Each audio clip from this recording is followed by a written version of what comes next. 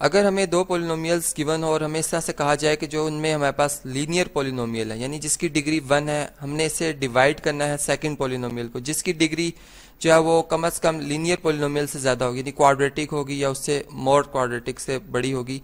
तो अगर हम इसे जो है विदाउट डिवीजन किस तरह से हम जो है इसका रिमाइंडर और क्वोशिएंट फाइंड कर सकते हैं, इस बात को हम समझते हैं जी। इसमें हमारे पास एक टेक्निक है जिसे हम कहते हैं जी सिंथेटिक डिवीजन मेथड। यानी इस मेथड में क्या होता है कि हमारे पास जो डिविडेंड होता है, जैसे हम यहाँ पे देखेंगे हमारे पास जो डिविडेंड है वो x power 5 plus x power 4 minus x square plus 17 है। तो इसमें हम सबसे पहले इसे जो है डिसेंडिंग ऑर्डर में लिखते हैं, यानी ये हमारा सबसे पहला जो है वो काम। जैसे डिवीजन में भी हम पहले जो है वो डिसेंडिंग ऑर्डर्स में लिखते हैं जो भी हमारे पास एक्सप्रेशंस होते हैं।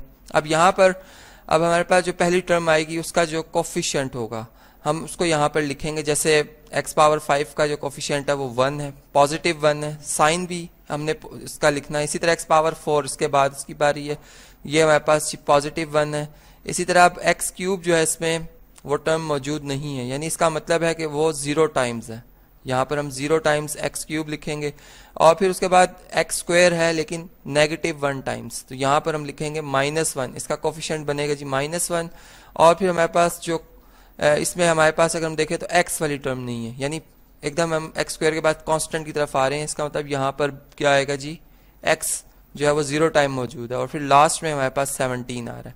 ये तो हमने जी जो हमारे पास डिविडेंड था हमने उसके जो कोफिशिएंट्स हैं उनको एक ऑर्डर में लिखा। अब हम क्या करेंगे, अब हम जो हमारे पास जिससे कि हम डिवाइड कर रहे हैं डिवाइजर, हम इसको देखेंगे कि इसका जो फैक्टर है यानी किस x की किस वैल्यू से ये 0 होता है, हम उसको यहाँ पे फाइंड आउट करते हैं।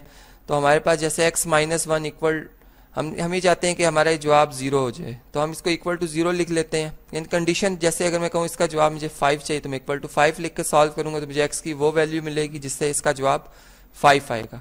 तो यहाँ पर अगर हम देखें तो हमारे पास x का जवाब आ जाता है जी, यानी 1 को हम शिफ्ट करेंगे राइट साइड पर पॉजिटिव 1।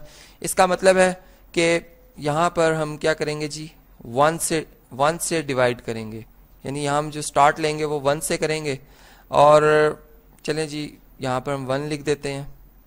अब इसमें हमारा जो रूल होता है, जैसे अगर हम डिवाइड करने जाते हैं तो हमारे पास जो एक तरीक़ेकार होता है कि हम डिवीजन में जो हमारे पास डिवाइजर है उसको एक ऐसे क्वेश्चन में एक ऐसी फर्स्ट टर्म आती है जिसको हम मल्टीप्लाई करें तो जो हमारे पास डिविडेंड है उसकी जो फर्स्ट टर्म का कोफिशिएंट है वो सेम हो जाए, यानी साइन भी सेम हो जाए और उसकी जो वैल्यू वो भी एक जैसी हो जाए। तो यहाँ पर हम देख रहे हैं कि ये अगर हम इसको एज इट इज ही ले आए, यानी जो हमारे पास डिविडेंड की फर्स्ट टर्म का जो कोफिशिएंट है 1 है। अब देखें अगर मैं इस 1 को 1 से मल्टीप्लाई करूं, यानी इसको मैं एज इट इज ले आया हूं कि यहाँ पर हमने ये ज्यूम किया कि ये हमारे पास जो फर्स्ट जो कोफिशिएंट था वो हमने सेम बना लिया है। जो भी अगर फर्स्ट करें यहाँ पे 3 लिखा तो हम 3 एज इट इज ले आएंगे और फिर इसे आगे कंटिन्यू करेंगे। तो यहाँ पर 1 1s आर 1 आ जाएगा हमारे पास और अब हम दोनों का सम करेंगे, यानी 1 + 1 क्या आएगा जी 2 आ जाएगा। अब हम जो हमारे पास इसका जवाब आया आफ्टर सम, हम क्या करेंगे यहाँ पर 1 को इस 2 से मल्टीप्लाई करेंगे, यानी ये हमारे पास जो है क्वोशिएंट की सेकंड टर्म आ गई है। यहाँ पर ये क्वोशिएंट की सेकंड टर्म आ चुकी है और ये जो हमारे पास 1 है ये जो हमारे पास डिवाइजर था उसी का जो हमारे पास यानी वो वैल्यू जिससे हम देखा कि ये 0 हो जाता है, x की वैल्यू हमने फाइंड की थी यहाँ से। तो यहाँ से अगर हम देखें तो ये हमारे पास 2 आता है, यानी 1 और 2 को मल्टीप्लाई करें 2 और 0 और 2 का आप सम करेंगे तो हमारे पास अगेन 2 आ जाएगा। फिर हम इसी तरह से 1 को जो है वो मल्टीप्लाई करेंगे 2 से, हमारे पास 2 जवाब आएगा और फिर इन दोनों का सम करेंगे तो 2 में -1 ऐड करें हमारे पास पॉजिटिव 1 जवाब आएगा। अब हम 1 को अगर 1 से मल्टीप्लाई करते हैं अगेन 1 जवाब आ जाएगा हमारे पास और 0 + 1 हमारे पास क्या आ जाएगा जी 1 आ जाएगा।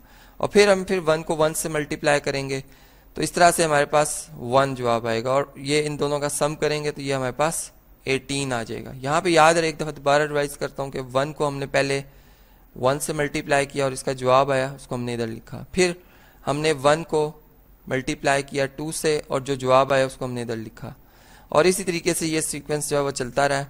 और अब ये जो हमारे पास बिल्कुल लास्ट जो एक यानी हम कह सकते हैं कि टर्म आ गई है या लास्ट जो हमारे पास नंबर आया है ये रिमाइंडर है, यानी अब इससे आगे हम फर्दर अब इसको मजीद डिवाइड नहीं कर सकते क्योंकि पोलिनोमियल में जो हमारे पास सबसे लोएस्ट एक्सपोनेंट होती है वो 0 होती है। तो यहाँ पर अब कांस्टेंट है, इसकी एक्सपोनेंट 0 है, इसका मतलब ये जो हमारे पास है ये रिमाइंडर है। रिमाइंडर हमने फाइंड कर लिया है। और अब जो हमारे पास ये जो हमारे पास कोफिशिएंट्स लिखे हुए हैं ये बेसिकली कोशेंट के कोफिशिएंट्स हैं। कोशेंट यानी वो एक्सप्रेशन जो कि हम जिससे कि डिवाइजर को मल्टीप्लाई करके डिविडेंड के बराबर इसको बना रहे थे, ये वो है। अब इसमें अगर हम देखें तो हमारे पास जो इस फर्स्ट टर्म का जो हमारे पास कोफिशिएंट आ रहा है वो 1 आ रहा है, लेकिन जैसे अब हम देखें एक्स क्यूब को जब हम सिंपल एक्स से डिवाइड करते हैं तो हमारे पास एक्स स्क्वायर आता है कोशेंट। यानी यहाँ पर यही बात हम इधर एज्यूम कर रहे हैं कि एक जो पावर है या एक जो डिग्री में एक कमी हो जाएगी। यानी अभी 5 थी इसकी फर्स्ट टर्म, तो अब ये आएगी 4। तो यहाँ पे हम लिखेंगे एक्स पावर 4। इसी तरह अब ये 2 प्लस के साइन के साथ है, हम लिखेंगे +2।